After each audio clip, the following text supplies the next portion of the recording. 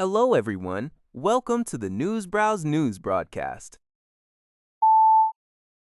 According to a report by the Canadian Press, the Canada Pension Plan Investment Board, CPP Investments, has announced a new $474 million partnership with South Korean asset manager BlueCove Investment to target hotel properties in Seoul. Under the terms of the joint venture, CPP Investments will hold a dominant 95% interest in the partnership, while BlueCove, which specializes in hospitality asset investments, will retain the remaining 5% stake. Gils Chow, the head of real estate for the Asia-Pacific region at CPP Investments, highlighted that South Korea represents a compelling next phase in the pension fund's regional expansion strategy, building upon its existing real estate investments in Japan.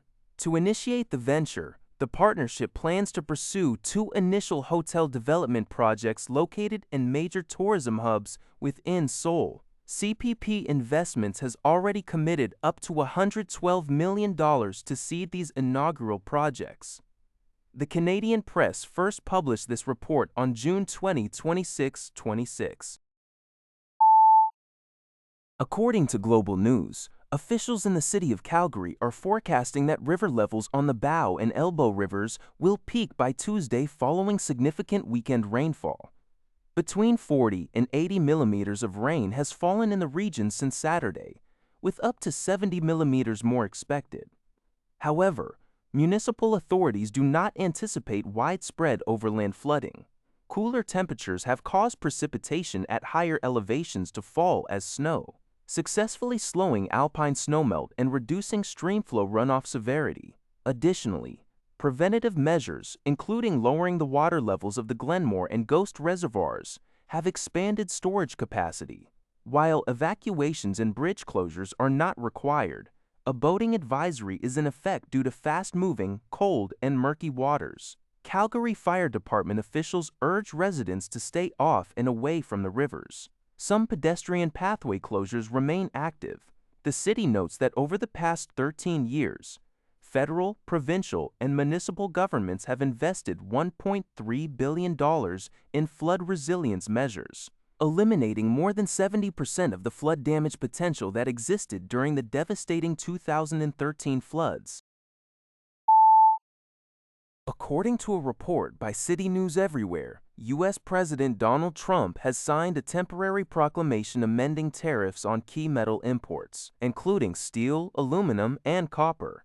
Under the newly adjusted rules, these tariffs will be reduced from 25% to 15%. Additionally, industrial machinery and equipment such as bulldozers and forklifts will now be subject to a 15% tariff. The order also introduces a provision allowing foreign companies to qualify for a lower duty rate of 10%, provided that their capital equipment consists of at least 85% U.S. melted and poured or smelted and cast steel or aluminum by weight. U.S. officials stated that these tariff adjustments are temporary and will remain in effect until December 31, 2027.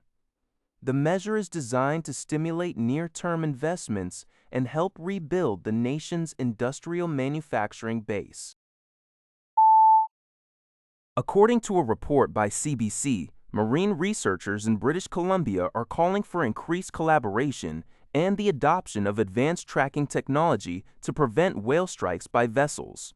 In California's San Francisco Bay, a successful initiative utilizes whale spotter thermal imaging cameras mounted on ferries and land, alongside a public app called Whale Safe. This system allows scientists, ferry operators, and the general public to collaboratively track whale activity and adjust vessel routes to avoid collisions. Currently, British Columbia only utilizes land-based cameras, and the detected data is restricted to commercial mariners rather than being publicly accessible. With whale deaths from ship strikes rising globally due to climate-driven pattern shifts and increased vessel traffic, conservationists emphasize that sharing data across multiple agencies and borders is critical.